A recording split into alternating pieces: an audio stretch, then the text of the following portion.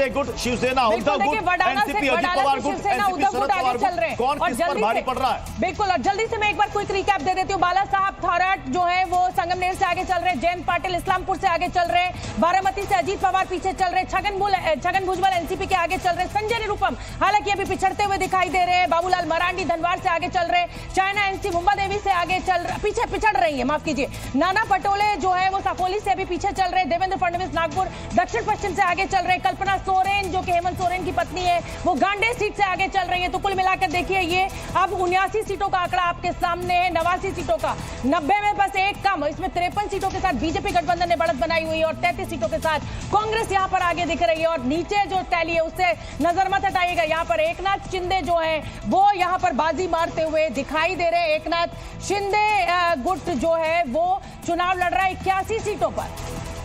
कुल 91 सीटों के रुझान आपके सामने इस वक्त स्क्रीन पर आ चुके हैं। बीजेपी प्लस 55 सीटों पर और 33 सीटों पर कांग्रेस प्लस ने बढ़त बना रखी है। ये देखिए आपके सामने, हम आपको दिखा रहे हैं किन पार्टी के पक्ष में कितने इस वक्त रुझान जाते हुए नजर आ रहे हैं। बिल्कुल, लेकिन Maharashtra, Jharkhand, UP by election, Pratyush 3 तिगाड़ा काम बिगाड़ा, लेकिन यहाँ तो दोनों तरफ ही 3-3 है, तो मतलब कौन किसका काम बिगाड़ रहा है फिलहाल के रुझानों में?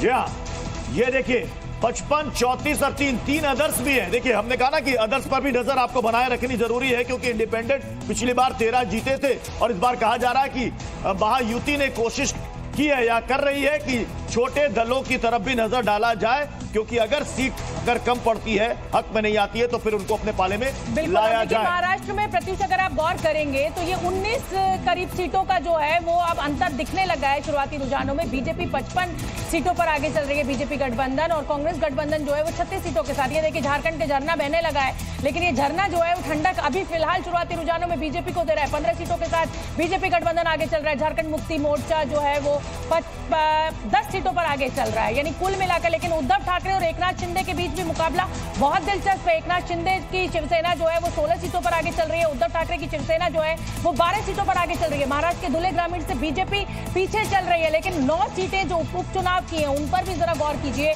6 सीटों पर बीजेपी आगे है, समाजवादी पार्टी यहाँ पर 3 पर है। पूरे 9 की 9 सीटों के उपचुनाव के रुझान आपके सामने आ चुके हैं। उत्तर प्रदेश के 6 सीटों पर बीजेपी ने बढ़त बना ली है, 3 सीटों पर समाजवादी पार्टी ने बढ़त बना रखी है। 6 और 3, अगर आप देखेंगे किसके पास कितनी सीटें थी तो 5 और 4 का ये आंकड़ा था, लेकिन फिलहाल लग रहा है कि उसमें से एक सीट रुझान में, अभी नतीजे नहीं आपको बता दें, ये रुझान है। बिल्कुल, और इस समय की बड़ी खबर, इस समय की बड़ी खबर हम बता दें, ऐड ऑन होती हुई नजर आ रही है। बिल्कुल, इस समय की बड़ी खबर यह है कि 32 मिनट की काउंटिंग पूरी हो चुकी है और इस 32 मिनट की काउंटिंग के बाद पोस्टल बैलेट की जो गिनती की तस्वीर है वो आपके सामने है। उत्तर प्रदेश के 9 उपचुनाव सीटों के जो नतीजे हैं, उस रुझान जो है उसमें बीजेपी 6 पर और समाजवादी पार्टी 3 पर। ये देखिए सैकड़ा 100 सीटों का रुझान हमें महाराष्ट्र से मिलने लगा है। 60 के साथ बीजेपी जो है, ये अंतर बड़ा होता जा रहा है 60 और 37 का, यानी कुल मिलाकर अगर देखें शुरुआती रुझान में प्रत्युष, तो यहाँ पर बीजेपी गठबंधन जो है यानी महायुति जो है वो बाजी मारता हुआ दिखाई दे रहा है। फासला बढ़ता जा रहा है। अगर इसे बरकरार अगर महायुति ने रखा तो फिर आगे तस्वीर कुछ भी हो सकती है, लेकिन ये देखिए अचानक से ये आंकड़ा बढ़ा 37 से 38 कांग्रेस गठबंधन का, महाविकास अघाड़ी का।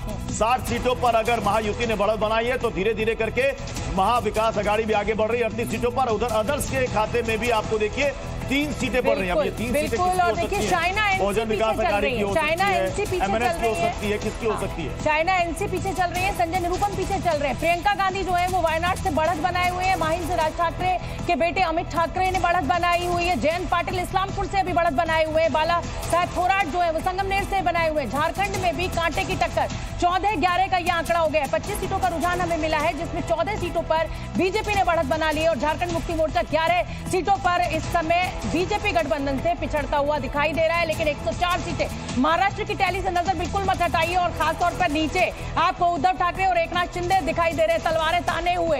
हालांकि चुनाव सिंबल जो है वो धनुष तीर जो है वो एकनाथ शिंदे के पास है और एकनाथ शिंदे 16 सीटों पर बढ़त बनाए हुए हैं। 12 सीटों के साथ उद्धव ठाकरे भी कड़ी टक्कर ले रहे हैं। शरद पवार और अजीत पवार, यहाँ पर भतीजा जो है वो चाचा से पिछड़ता हुआ दिखाई दे रहा है 2 सीटों के साथ। शरद पवार गुट जो है वो 6 सीटों पर बढ़त बनाए हुए हैं। और देखिए ये आंकड़ा बहुत तेजी से टैली में ऊपर आप अगर देखेंगे तो बदल रहा है। 107 सीटों का रुझान यहाँ पर आ चुके हैं। 64 सीटों पर महायुति यानी बीजेपी गठबंधन ने बढ़त बना ली और 40 सीटों के साथ कांग्रेस की कड़ी टक्कर बनी हुई है। शिवम त्यागी मेरे साथ जुड़ रहे हैं और कांग्रेस के नीरज मेरे साथ मौजूद है। नीरज का मैं रुख करूंगी। नीरज जी, अभी फिलहाल जो रुझान मिल रहे हैं उसमें तो महायुति बाजी मारती हुई दिखाई दे रही है, लेकिन मैं बार बार कहूंगी ये बहुत शुरुआती रुझान है। आपकी पहली टिप्पणी। अंग्रेजी की एक कहावत है कि elections are a great leveller. चुनाव जो है और चुनाव के नतीजे हमें धैर्य और विनम्रता दोनों सिखाते हैं। तो क्योंकि हरियाणा के चुनाव के दौरान सुबह 8 बजे मैं आप ही के चैनल पर था और जिस तरीके के रुझान आ रहे थे और वो एकदम से बदल गए, तो अतिशोक्ति में तो मैं कोई बात नहीं करूंगा, लेकिन मैं आपको ये बता सकता हूं कि जिस तरीके से चुनाव लड़ा और धैर्य आ ही जाना चाहिए। मतलब अब तो मुझे लगता है सीखने की जरूरत नहीं है, वो तो जब इतना आप देख रहे हैं एक लंबा सफर। लेकिन मैं जल्दी से शिवम त्यागी का रुख कर लेती हूँ। शिवम, जल्दी से बताइए, ये रुझान जो है, आप तो एकदम जलेबी अभी बनी नहीं है लेकिन खा ली होंगी, आपने मुंह मीठा कर लिया होगा।